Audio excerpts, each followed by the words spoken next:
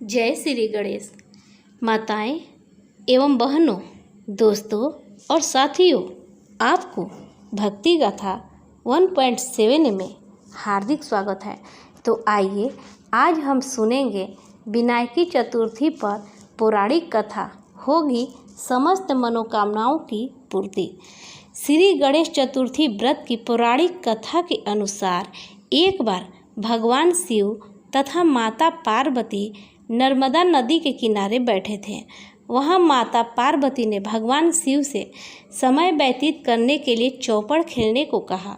शिव चौपड़ खेलने के लिए तैयार हो गए, परंतु इस खेल में हार जीत का फैसला कौन करेगा, यह प्रश्न उनके समक्ष उठा तो भगवान शिव ने कुछ तिनके एकत्रित कर उसका एक पुतला बनाकर उसकी प्राण प्रतिष्ठा कर दी और पुतले से कहा, बेटा, हम चौपड़ खेलना चाहते हैं, परंतु हमारी हार जीत का फैसला करने वाला कोई नहीं है, इसलिए तुम बताना कि हम दोनों में से कौन हारा और कौन जीता।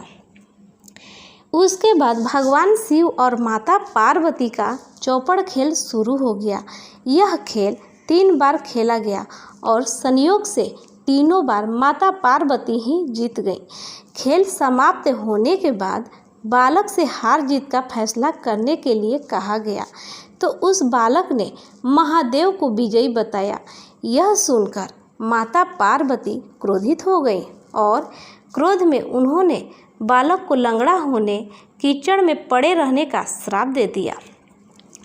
बालक ने माता पार्वती से माफ़ी मांगी और कहा कि यह मुझसे अज्ञानतावश ऐसा हुआ है, मैंने किसी दुष्ट भाव में ऐसा नहीं किया। बालक द्वारा क्षमा मांगने पर माता ने कहा, यहाँ गणेश पूजन के लिए नाग कन्याएं आएंगी, उनके कहे अनुसार तुम गणेश व्रत करो, ऐसा करने से तुम मुझे प्राप्त करोगे। यह कहकर माता पार्वती शिव के साथ कैलाश पर्वत पर चली गई। 1 वर्ष के बाद उस स्थान पर नाग कन्याएं आई। तब नाग कन्याओं से श्री गणेश के व्रत की विधि मालूम करने पर उस बालक ने 21 दिन लगातार गणेश जी का व्रत किया। उसकी श्रद्धा से गणेश जी प्रसन्न हुए। उन्होंने बालक को मनोवांछित फल मांगने को कहा। उस पर उस बालक ने कहा, हे विनायक, मुझ में इतनी शक्ति दीजिए कि मैं अपने पैरों से चलकर अपने माता पिता के साथ कैलाश पर्वत पर पहुंच सकूं और वे मुझे देखकर प्रसन्न हो जाएं। तब बालक को वरदान देकर श्री गणेश जी अंतर्ध्यान हो गए।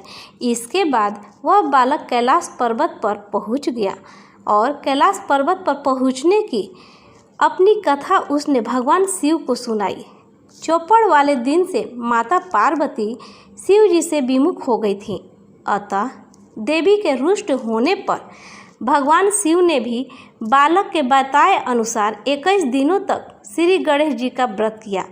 इस व्रत के प्रभाव से माता पार्वती के मन से भगवान शिव के लिए जो नाराजगी थी वह समाप्त हो गई। तब यह व्रत विधि भगवान शंकर ने माता पार्वती को बताई। यह सुनकर माता पार्वती के मन में भी अपने पुत्र कार्तिकेय से मिलने की इच्छा जागृत हुई। तब माता पार्वती ने भी 21 दिन तक श्री गणेश जी का व्रत किया तथा दूर्वा, फूल और लड्डुओं से श्री गणेश जी का पूजन अर्चन किया।